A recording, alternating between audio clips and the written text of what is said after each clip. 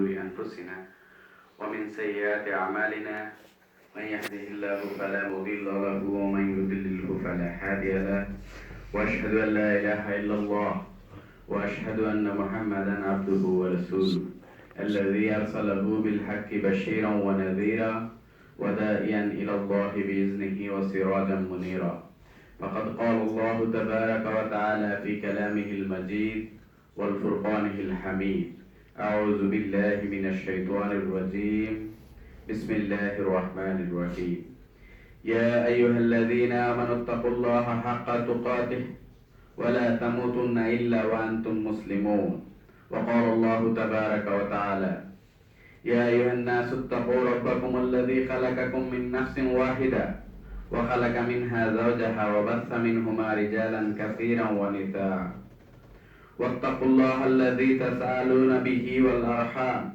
إن الله كان عليكم رقيبا وقال الله تبارك وتعالى يا أيها الذين آمنوا اتقوا الله وقولوا قولا سديدا يصلح لكم أعمالكم ويغفر لكم ذنوبكم ومن يطع الله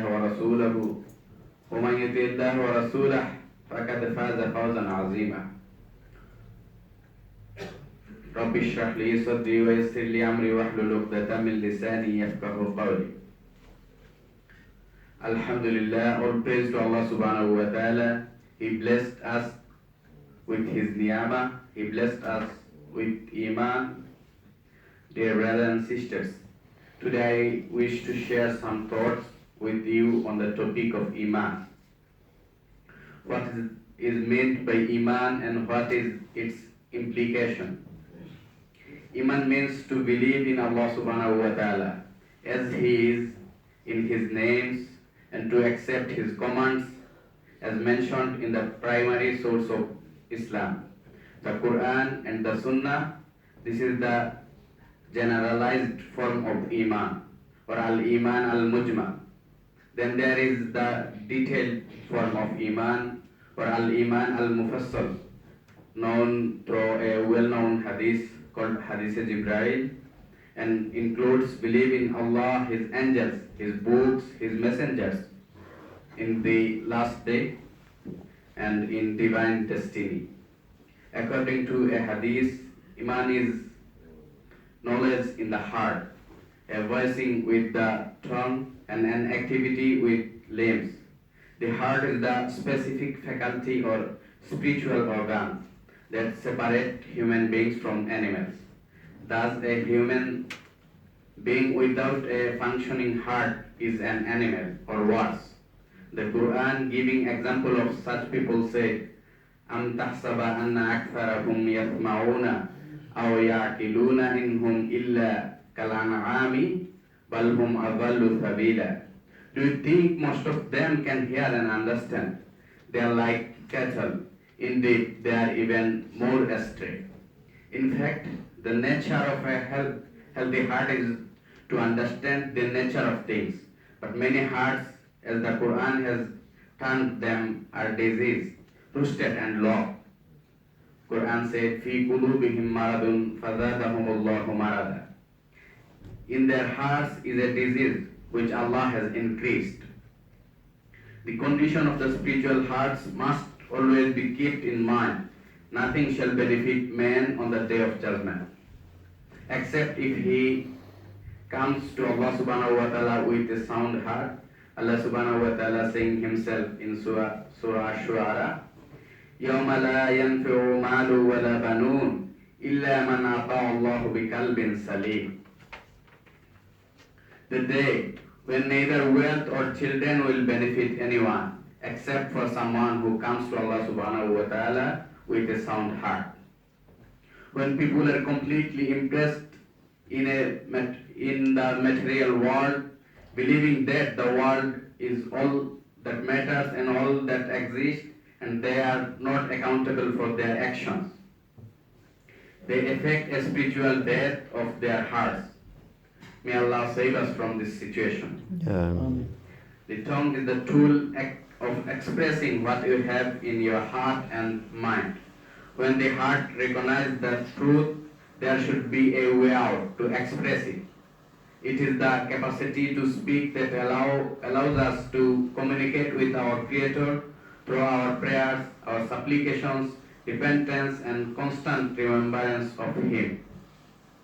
Iman has also to be manifested through one action. The Quran frequently mentions Iman and good deeds together. Good deeds are an index of true Iman. Allah subhanahu wa ta'ala says, إِنَّ الَّذِينَ آمَنُوا وَعَمِلُوا الصَّالِحَاتِ إِنَّ لَا نُضِيعُ أَجْرَ مَنْ أَحْسَنَ عَمَلًا. As for those who believe and do good deeds, we do not let the reward of anyone who does their good deeds go to waste. So long as Iman is confined to the stage of verbal confession and is limited to utterance of words only, actions could be different to what is confessed, as commonly found in our society. Allah subhanahu wa ta'ala said, Kabura maktan indallahi an taqulu ma la tafalun. It's very hateful to Allah subhanahu wa ta'ala that you should say what you do not do. Describing Iman, Imam Hassan al-Basri rahimahullah said, Iman is neither appearance nor mere wishes. It is what you have in your heart, which is confirmed by your deeds. This means that what is actually desirable is true faith and not mere verbal affirmation of faith. But when Iman reaches a state of certainty in our heart, then our action will necessarily be changed, because the actions of a man are based on what he believes in firmly. For example, we know that fire can burn us, so we would never put even a finger in it.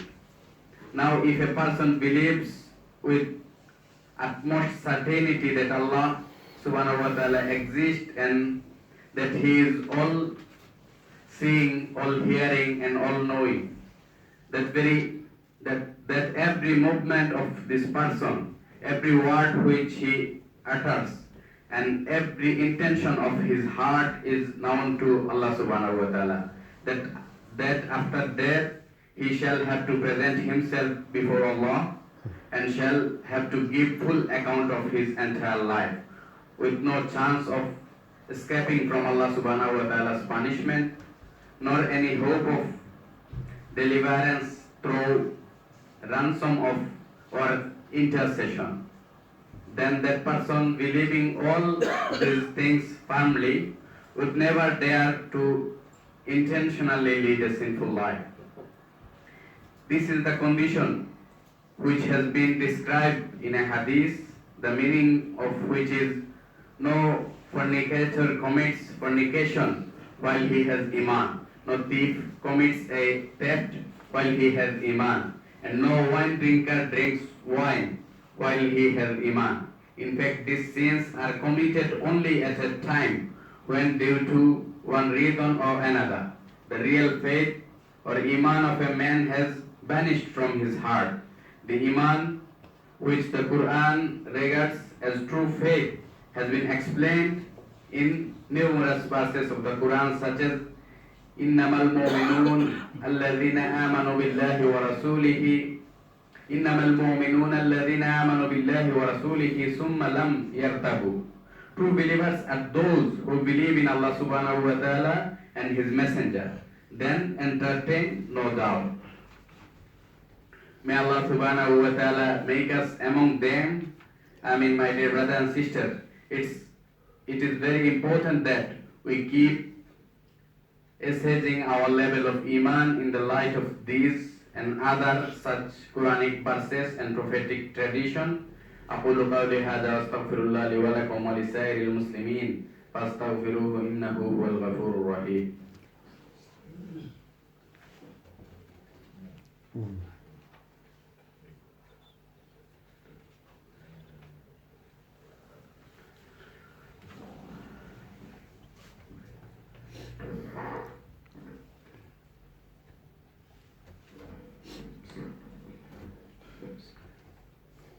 Alhamdulillah Rabbil Alameen wa salatu wa salamu ala Sayyidil Mursaleen wa ala alihi wa ashabihi wa ahla baytihi ajma'in. Dear brothers and sisters, Moreover, Allah subhanahu wa ta'ala said about true believers, إِنَّمَا الْمُؤْمِنُونَ الَّذِينَ إِذَا ذُكِرَ اللَّهُ وَجِلَتْ قُلُوبُهُمْ. True believers are those whose hearts tremble with awe whenever Allah subhanahu wa ta'ala is mentioned to them. Quran reminds us in another ayah of Surah Al-Baqarah, وَالَّذِينَ آمَنُوا أَشَدُّ حُبًّا لِلَّهِ. Those who have Iman love Allah most. According to a hadith, a Sahabi by the name of Abi Amrah Sufyan bin Abdullah radiallahu ta'ala said to the Prophet, Ya Rasulullah, tell me something of Islam which I can ask of no one but you. The Prophet sallallahu alaihi wasallam replied, Qul amantu billah summa istaqim. Say, I believe in Allah subhanahu wa ta'ala and then be steadfast. We learn through another hadith that says, ذَاكَ طَعَمَ الْإِيمَانِ مَنْ رَضِيَ بِاللَّهِ رَبًّا وَبِالْإِسْلَامِ دِينًا وَبِمُحَمَّدٍ رَسُولًا. Indeed, he who has pleased with Allah subhanahu wa ta'ala as his Rabb, Islam as his deen, and Muhammad sallallahu alayhi wa sallam as his messenger has tasted the sweetness of Iman. My dear brothers and sisters, Iman necessarily leads to two results.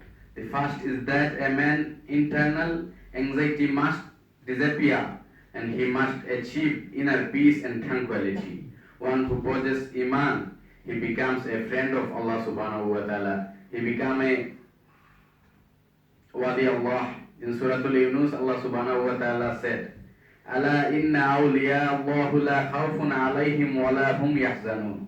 Behold, the friends of Allah subhanahu wa ta'ala will feel no fear, nor will they grieve. The second result is a reform of one action and lifestyle. A true righteous believer should be adorned with high morals and virtual deeds and should be free from degrading action. We learn from a hadith which says, Iman works out in the heart of anyone of you, just as clothes were out. So ask Allah subhanahu wa ta'ala to renew the Iman in your hearts. The Prophet sallallahu alayhi wa sallam taught us a dua which says, Allahumma habbab ilayna al-iman wa zayyinuhu fi qulubina wa karrih ilayna al-kufra wal-fusuqa wal-isyan wa ja'alna min ar-rashidin. O Allah, make Iman beloved to us and beautify it in our hearts and make disbelief, sinfulness and disobedience hateful to us and make us from amongst the rightly guided ones. Dear brothers and sisters, it's very important for all of us to keep a regular check on our Iman, and if we feel it is diminishing in any way, then we should take measures to restore it. And it's our responsibility to know those things that decrease our Iman and how to avoid them, and those that increase our Iman and how to embrace them. May Allah subhanahu wa ta'ala make us among the people of true Iman. Allahumma salli ala Sayyidina Maulana Muhammad wa ala alihi wa sahbihi wa sallam. Allahumma barik ala Muhammadin wa ala ali Muhammad كما باركت على إبراهيم وعلى آل إبراهيم إنك حميد مجيد. ربنا آتنا في الدنيا حسنة وفي الآخرة حسنة وقنا عذاب النار. ربنا ظلمنا أنفسنا وإن لم تغفر لنا وترحمنا لنكونن من الخاسرين. اللهم احفظنا من كل بلاء الدنيا وعذاب الآخرة.